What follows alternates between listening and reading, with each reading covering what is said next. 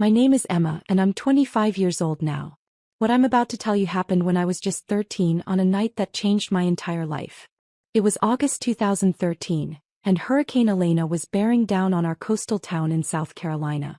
The news had been warning us for days about the Category 3 storm approaching, but nothing could have prepared me for the storm that would tear through my family that night.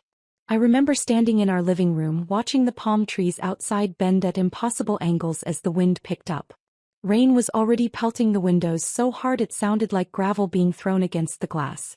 My mother was rushing around, securing windows and moving furniture away from the sliding glass doors. My father was in the garage hauling sandbags. And my sister Jessica, who was 16 at the time, was on the phone with her boyfriend, crying about how scared she was. "Mom, should I move my stuff upstairs?" I asked, watching the water already pooling in our backyard. My mother barely glanced at me. "Emma, not now. I'm busy." "But the weather guy said." I said not now. That's when Jessica came running down the stairs, her face blotchy from crying. Mom, I can't sleep in my room. The window is making that horrible whistling sound and the tree branches scraping the glass. I'm terrified." My mother immediately dropped what she was doing and wrapped her arms around my sister. "Oh honey, of course. We'll figure something out. You shouldn't have to be scared in your own home." I watched this exchange, feeling the familiar ache in my chest that I'd felt countless times before. Jessica was the golden child. Jessica was the one who mattered. Jessica's comfort, Jessica's feelings, Jessica's everything always came first. "She can sleep in my room," I offered, trying to be helpful. "I'll take her room for tonight." My father walked in from the garage just as I said this, soaking wet from the rain. "Nobody's switching rooms," he said firmly. "Jessica needs her own space. She's preparing for her SATs and she needs her study materials around her." "But Dad, the hurricane," I started. "Emma, enough," my mother snapped. "Your sister is going through a difficult time. Her boyfriend might be moving away next year and she's stressed about college applications. She needs stability right now." I felt my face flush with confusion and hurt. "But where will she sleep if not in her room or mine?" That's when my parents exchanged a look. It was a look I'd seen before, a look that always preceded something bad for me. My mother turned to me with an expression that was somehow both apologetic and determined. "Emma, you're going to need to give Jessica your room for a while." I blinked. "What? Where will I sleep?" "We'll set something up in the garage," my father said, not meeting my eyes. "Just temporarily until the storm passes and we can figure out a more permanent solution." The garage. I couldn't believe what I was hearing. "Dad, there's a hurricane coming. The garage floods every time it rains hard." "Don't be dramatic," my mother said sharply. "We'll put your mattress on cinder blocks. You'll be fine for a few nights." But I wasn't being dramatic. I was being realistic.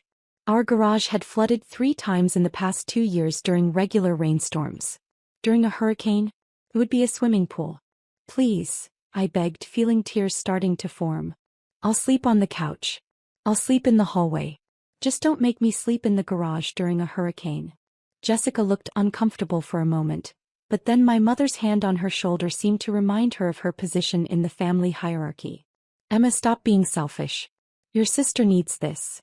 Over the next hour, as the wind howled louder and the rain intensified, I watched my father move my mattress, my clothes, and my few possessions into the garage. He set the mattress on 4 cinder blocks, which raised it maybe 8 inches off the concrete floor. My mother brought out one thin blanket and a flashlight with dying batteries.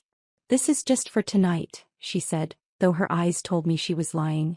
"Tomorrow we'll figure something better out." By 8 p.m. the hurricane was in full force. The power had gone out and I could hear things crashing and banging outside. Water was already seeping under the garage door, creating a growing puddle that was slowly spreading across the floor. I sat on my mattress, hugging my knees, trying not to cry as I listened to my family inside the house. I could hear them talking and laughing in the living room. My father had set up the camping lanterns and they were probably playing cards or board games to pass the time like we usually did during storms. Except this time I wasn't included. Around 9 p.m. the water in the garage was already 3 inches deep. It was lapping at the cinder blocks and I knew it would reach the mattress soon. I was cold, wet, and terrified. Every crack of thunder made me jump. Every time the wind slammed something against the garage door, I was sure it would come crashing in. I tried the door that connected the garage to the house. It was locked from the inside. I knocked. Softly at first, then harder. Mom? Dad? The water's getting really high out here. No answer. Either they couldn't hear me over the storm, or they were choosing not to hear me. I knocked again, this time pounding with my fist. Please. The garage is flooding. Still nothing. The water reached the mattress. I stood on it, balancing on the soggy surface, and tried to call out louder. Dad. The water's on the mattress now. Please let me in. Finally, I heard footsteps. The door opened a crack and my father's face appeared, backlit by the warm glow of the camping lanterns. Behind him, I could see my mother and Jessica sitting comfortably on the couch, wrapped in blankets. Emma, stop making such a fuss, he said, his voice hard. You're fine. Just deal with it. But Dad, I'm standing in water. The mattress is soaked. I'm freezing. Your sister needs her space, he shouted, and for the first time in my life, I saw something in my father's eyes that scared me. It wasn't just annoyance or frustration. It was anger. Real anger. Directed at me, his 13-year-old daughter, for daring to complain about being locked in a flooding garage during a Category 3 hurricane. But your sister comes first, he bellowed. She has always come first and she always will. Now stop bothering us and figure it out yourself. He slammed the door in my face. I heard the lock click. I stood there in the dark, in the water that was now up to my ankles, listening to my own father tell me that my sister, who was 3 years older than me and perfectly capable of handling some noise, mattered more than my safety. That her comfort was worth more than my life. That's when something broke inside me. Not loudly, not dramatically, but quietly and completely. The last thread of hope that my parents loved me, that they valued me, that I mattered to them at all. It snapped. I was shaking, but not from cold anymore. I was shaking from a rage and hurt so profound that I didn't know what to do with it. I was 13 years old and my parents had just shown me exactly what I was worth to them. Less than my sister's preference for which room she slept in during a storm. The water was up to my shins now. The garage door was rattling violently. I knew I had to do something or I might actually die out here. Not because of the hurricane, but because my parents had decided my sister's temporary comfort was worth more than my safety. I tried the door to the house one more time. Locked. I tried the garage door opener, but the power was out. The manual release cord was underwater somewhere. I was trapped. That's when I remembered my Uncle Robert. Uncle Robert was my father's younger brother, and he lived about 30 minutes away. He and my father had some kind of falling out years ago. I never knew the details, but they barely spoke. Uncle Robert had never married, had no kids of his own, and the few times I'd met him at family gatherings, he'd always been kind to me. He'd asked me about school, remembered my birthday, treated me like I mattered. I had his phone number in my cell phone because he'd given it to me last Christmas and told me, if you ever need anything, kiddo, you call me. Doesn't matter what time, doesn't matter what it is. You call. With shaking hands, I pulled my phone out of my pocket. By some miracle, it still had battery. By another miracle, I still had 1 bar of signal. I called Uncle Robert. He answered on the second ring. Hello. Uncle Robert? My voice came out as a sob. It's Emma. I need help. Emma? What's wrong? Where are you? I could hear the immediate concern in his voice, the sound of him moving, getting ready to act. I'm at home. In the garage. My parents locked me out here because Jessica wanted my room and it's flooding and I'm standing in water and they won't let me in and... The words tumbled out in a rush, broken by sobs. There was a long, terrible silence on the other end. Then, in a voice I'd never heard from him before, low and dangerous, Uncle Robert said, You stay on the phone with me. I'm coming to get you right now. Do you understand me? I'm coming and I'm going to get you out of there. But the hurricane. I don't give a damn about the hurricane. You're a child and you're in danger. I'm leaving right now. True to his word, I heard a door slam on his end, heard an engine start. Emma, honey, keep talking to me. Tell me exactly where you are in the garage. I told him everything while I heard him driving, heard the windshield wipers going at full speed, heard him cursing at the weather and at my parents in equal measure. He kept me talking, kept me calm, kept me focused on his voice instead of the rising water and the howling wind. I'm about 10 minutes out, he said. The roads are bad, but I'm coming. You hold on, sweetheart. When I finally heard the sound of his truck pulling into our driveway, I wanted to cry with relief. I heard him get out, heard him pounding on the front door of the house. I could hear his voice, muffled but angry, shouting at someone. Then the garage door's manual release was yanked from the outside, and the door started to rise. Rain and wind poured in, but I didn't care because there was Uncle Robert, soaking wet, his face a mask of fury as he waded through the water toward me. "Come here," he said, and he scooped me up like I weighed nothing, carrying me out of the garage and toward his truck. That's when I saw them. My parents were standing in the doorway of the house, backlit by the warm light inside. My mother had her hand over her mouth. My father's face was red, angry. "You have no right," my father shouted over the storm. "She's my daughter." Uncle Robert turned, and the look he gave my father could have melted steel. "She's a child. Your child. And you locked her in a flooding garage during a hurricane." He was shaking with rage, still holding me against his chest. "What is wrong with you?" "She was fine. She was being dramatic," my mother called out, but even she looked uncertain now. "She's standing in a foot of water, Jennifer. She's been out here for hours." She called me terrified because her own parents wouldn't let her in the house. Uncle Robert took a step toward them, and I felt his whole body vibrating with anger. "You could have killed her. For what?" "So Jessica could have a quieter room." Jessica appeared behind our parents, her face pale.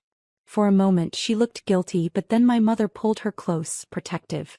"We were going to check on her," my father said, but his voice lacked conviction. "When?" Uncle Robert demanded. "When the water reached the ceiling. When she drowned in your garage." I was shivering violently now, and Uncle Robert seemed to remember I was there. He turned back to his truck. "I'm taking her. Don't call me. Don't come looking for her. If you come near her, I will call the police and report what you did tonight. Do you understand me? You can't just take my daughter," my father shouted. Uncle Robert opened the passenger door of his truck and carefully set me inside, wrapping his jacket around me. Then he turned back to my parents one last time. "I already did. And if you had any decency, you'd be grateful someone gives enough of a damn about her to make sure she doesn't die in your garage." He got in the truck and we drove away. I watched through the rear window as my parents stood in the doorway, getting smaller and smaller, until we turned the corner and they disappeared from view. Uncle Robert's house was farther inland, away from the worst of the flooding. It was a modest two-bedroom place, but it was warm and dry and safe. He brought me inside, gave me dry clothes that were way too big for me, and made me hot chocolate while the hurricane raged outside. "You're staying here," he said, not as a question but as a statement. "As long as you need to. As long as you want to." "They're going to want me back," I whispered, though even as I said it I wasn't sure it was true. Uncle Robert's jaw tightened. "Let them try." Then his expression softened and he sat down across from me at his kitchen table. "Emma, what happened tonight? That wasn't okay. That was never okay. And I need you to understand something. None of this is your fault. Not any of it." I started crying then, really crying for the first time that night. All the fear and hurt and confusion poured out of me, and Uncle Robert just sat there letting me cry, occasionally reaching over to squeeze my hand. "Why don't they love me?" I asked when I could finally speak again. "What did I do wrong?" "Nothing," Uncle Robert said fiercely. "You did nothing wrong. Some parents, some people, they're broken in ways that have nothing to do with their kids. Your parents' treatment of you says everything about them and nothing about you. You understand me?" I nodded, though I didn't fully believe it yet. How could I?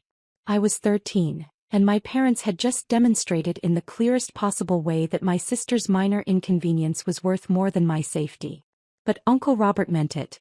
And over the next days, weeks and months he proved it in ways big and small. My parents did try to get me back. 3 days after the hurricane, when the roads were clear, they showed up at Uncle Robert's house. My father was blustering about rights and kidnapping. My mother was crying, saying they'd made a mistake, that they were worried sick. But I wouldn't come out of my room. I couldn't. Every time I thought about going back to that house, I remembered standing in that garage, pounding on the door, begging to be let in while my father told me my sister came first. Uncle Robert handled them. I heard raised voices, heard my father threatening legal action.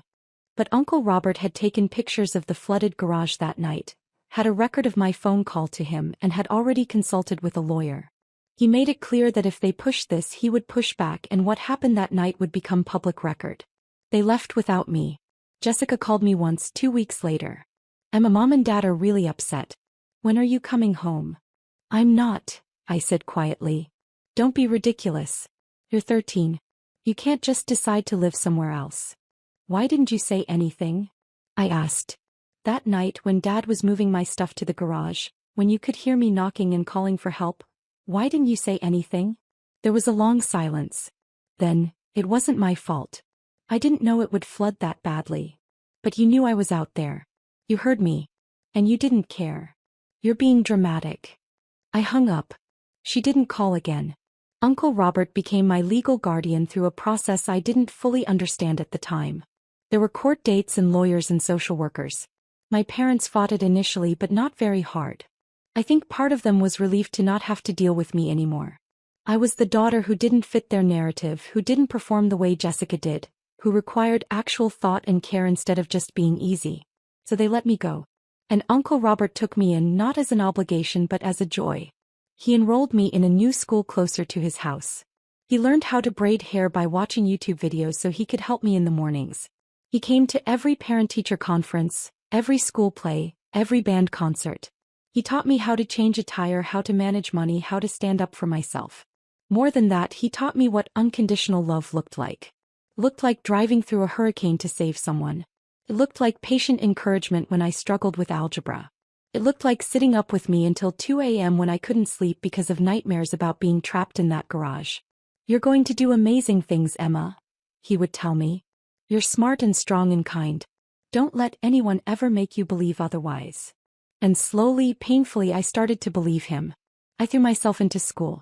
Partly because I genuinely loved learning, but partly because I wanted to prove something, to my parents, to myself, to the world.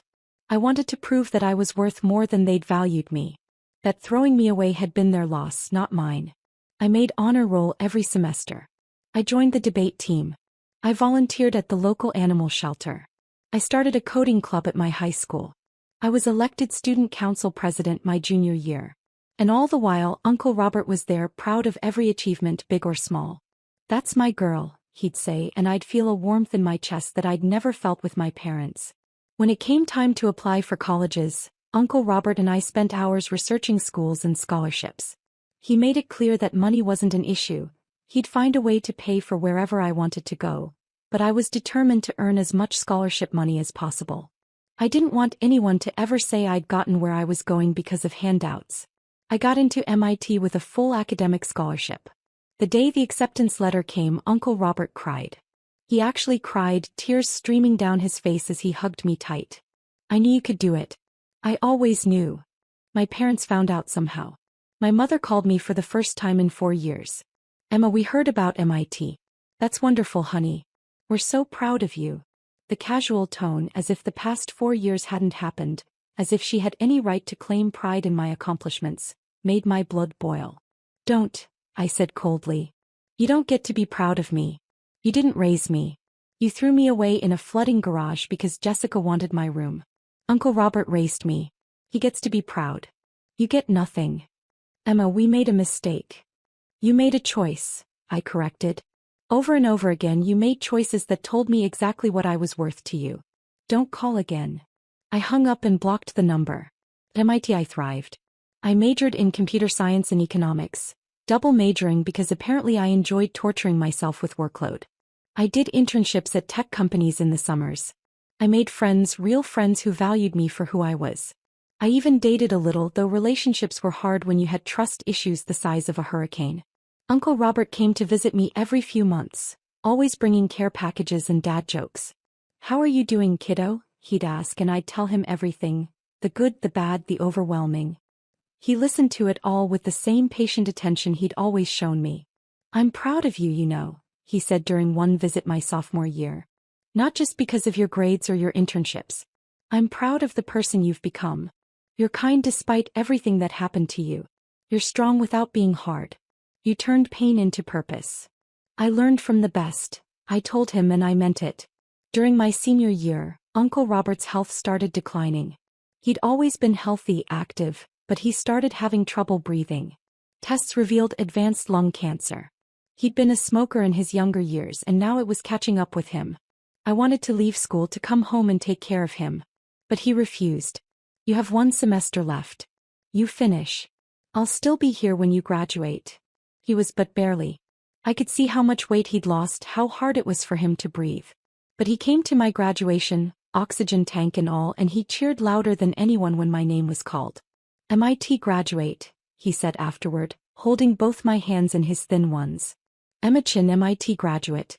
Damn, I'm lucky I got to see this." "Uncle Robert. I need to tell you something," he interrupted, his voice serious. "I've been updating my will.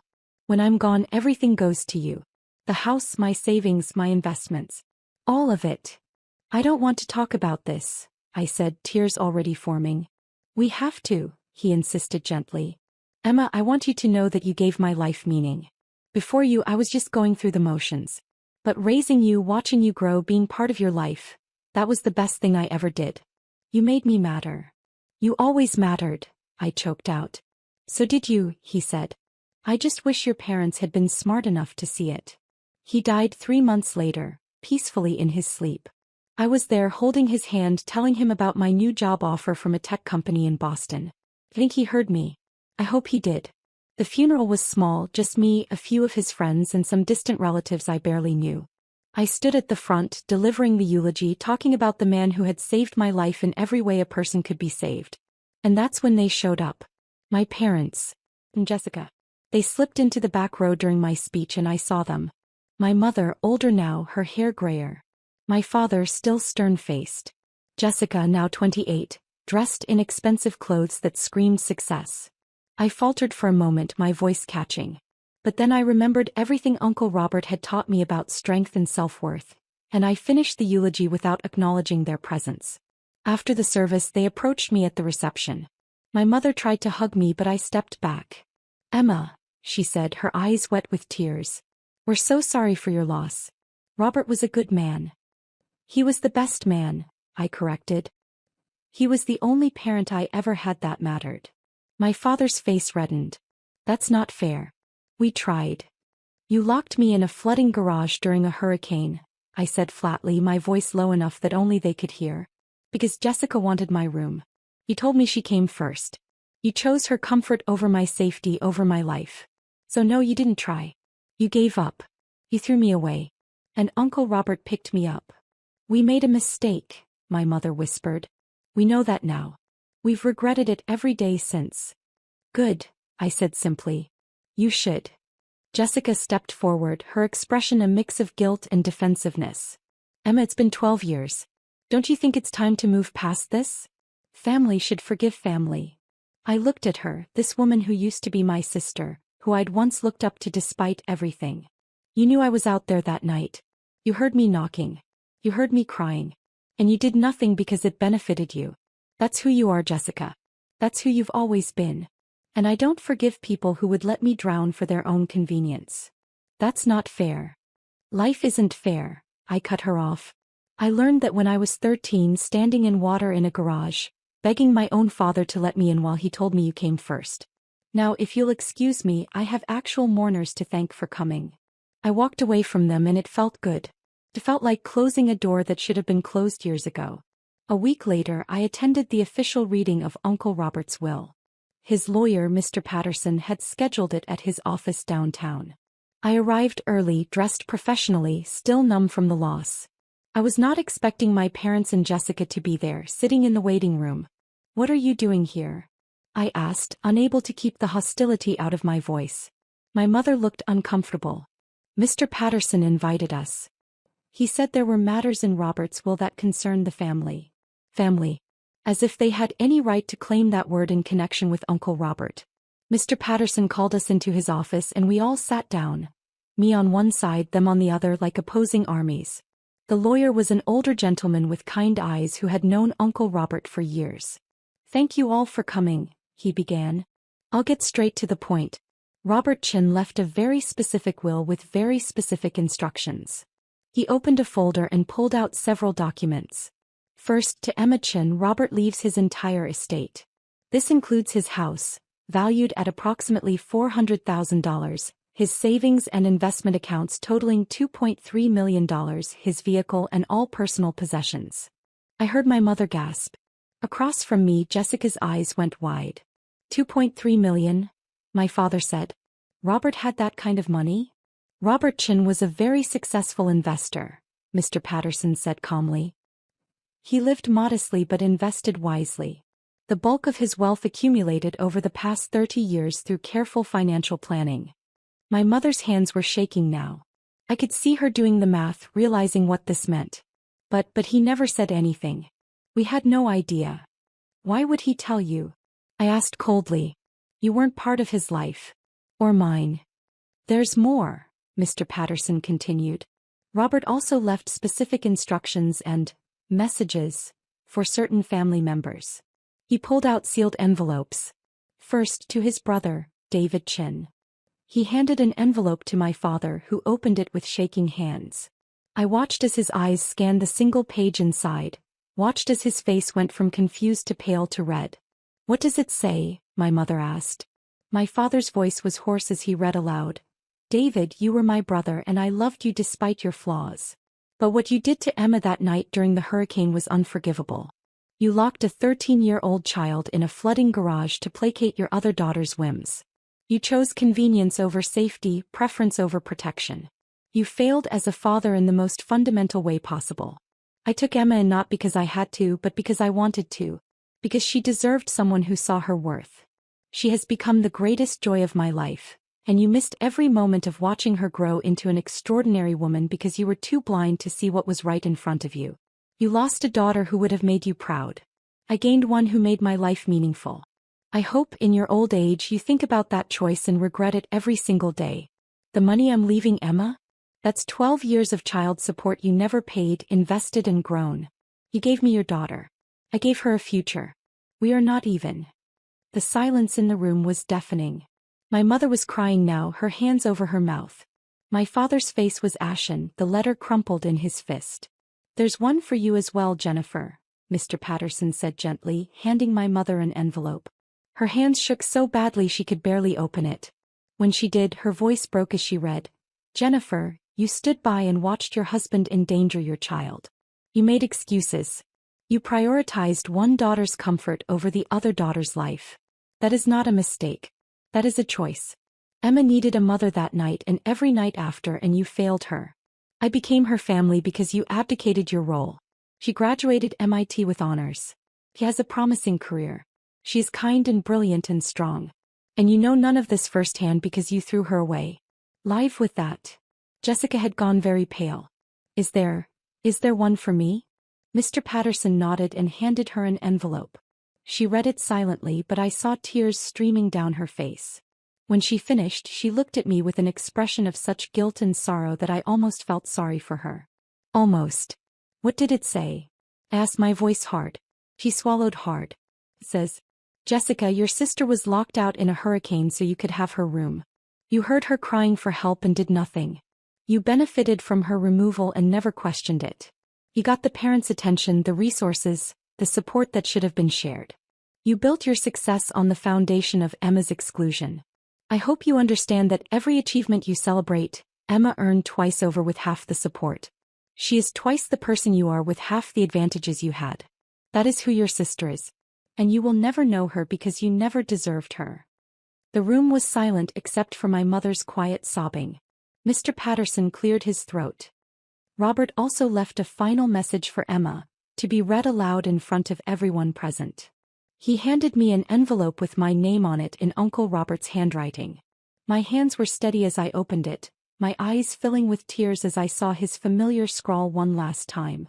My dearest Emma, I read aloud, my voice thick with emotion. If you're reading this, I'm gone, and I hope you know that my last thoughts were of you and how grateful I was for every day we had together. You were not just my ward or my responsibility, you were my daughter in every way that mattered. I never had children of my own, but I got to raise you, and that was the greatest privilege of my life. I paused, wiping my eyes, aware of my parents watching me.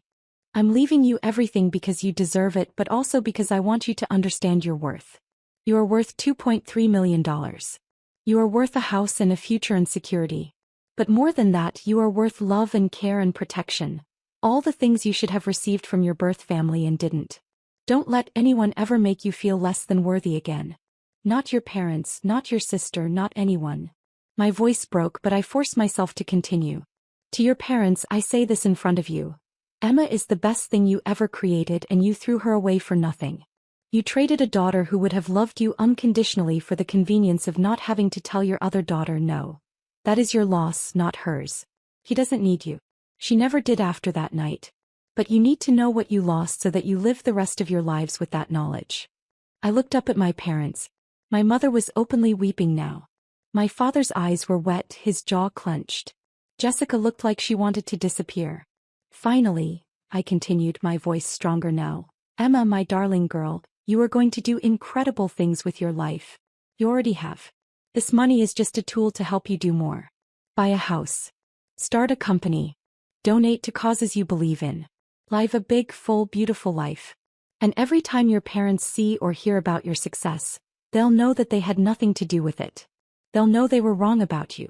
They'll know what they lost. That is its own kind of justice. I love you, kiddo. I always will. Make me proud, though you already have. Uncle Robert. I finished reading and carefully folded the letter, tucking it back into the envelope. When I looked up, I saw my mother staring at me with an expression of such profound regret that it would have been satisfying if it wasn't so pointless. Emma, she whispered. You what? I asked, my voice calm now, steady. You're sorry? You made a mistake? You wish you could go back? She nodded frantically. Yes. All of that. Emma, if we could just... No, I said simply. No second chances. No reconciliation. No family reunions. You made your choice 12 years ago and I've made mine now. You taught me that I'm worth less than Jessica's convenience. Uncle Robert taught me that I'm worth $2.3 million and a lifetime of unconditional love. I'm going with his assessment. But we're your parents, my father said, finding his voice. No, I corrected. You're the people who created me. Uncle Robert was my parent. He's the one who raised me, who sacrificed for me, who loved me. You're just strangers who share my DNA. That's not fair, Jessica said, her voice small. We were young. We didn't understand. You were 16, I interrupted. Old enough to know that locking someone out during a hurricane was dangerous. Old enough to say something. Old enough to care. You just didn't because it benefited you not to. That's not youth. That's character. I stood up, gathering my things. Mr. Patterson, thank you for handling this. Please send all the paperwork to my address. I assume I'll need to sign some things. Yes, we can arrange that, he said, looking sympathetic. I turned to my parents one last time. I'm going to use Uncle Robert's money to start a foundation for displaced children and teens. Kids who've been thrown away by their families who need a second chance. I'm going to make sure they have what I had. Someone who sees their worth. And I'm going to name it the Robert Chin Foundation for Found Family. So every time you hear that name, every time you see an article about the good work it's doing, you'll remember the daughter you threw away and the man who proved you wrong. My mother reached for me. Please, Emma. Don't do this. We can fix this. There's nothing to fix, I said, stepping back. You broke something 12 years ago that can't be repaired. I'm not doing this to punish you. I'm doing this because you're not my family anymore. You haven't been for a very long time. I walked out of that office with my head high, leaving them sitting there with their regret and their guilt and their loss. And I never looked back. That was 3 months ago. Today I'm sitting in my new office. The one I bought with part of Uncle Robert's money, finalizing the paperwork for the Robert Chin Foundation. We've already helped 7 teenagers find safe homes and access to education. We've paid for 3 kids to go to college. We've provided therapy and support and, most importantly, the message that they matter. My parents have tried to contact me 47 times. Calls, emails, text messages, even a letter delivered through their lawyer. I've ignored all of it. Jessica has tried as well, sending long messages about how sorry she is, how much she regrets everything, how she wants to be sisters again. I delete them without reading past the first line. Some people might say I'm being cruel, that I should forgive them, that family is family. But those people weren't locked in a flooding garage at 13 years old while their father screamed that their sister came first. Those people didn't spend their entire childhood being told through actions, if not words, that they were less valuable, less loved, less worthy. I learned from Uncle Robert that family isn't about blood. It's about who shows up for you. It's about who drives through hurricanes to save you. It's about who sits with you through nightmares and celebrates your victories and loves you unconditionally. My parents weren't that. Uncle Robert was. And now with his money and his legacy, I'm going to make sure other kids know they're worth saving too. Because every child locked out in the cold deserves someone to open the door. Every kid dismissed and devalued deserves someone to see their worth. Every daughter or son thrown away deserves to know they matter. Uncle Robert taught me that. And now I'm going to spend the rest of my life teaching it to others. My name is Emma Chin. I'm 25 years old. I'm worth $2.3 million, but I learned from the best that my real worth has nothing to do with money. It has everything to do with the love I received from the man who became my real father. The one who proved that family is a choice, not an obligation. And I choose to honor his memory by being that person for someone else. That's the best revenge I could ever have. If you enjoyed this story, drop a comment and let me know where you're watching from. Your support means everything.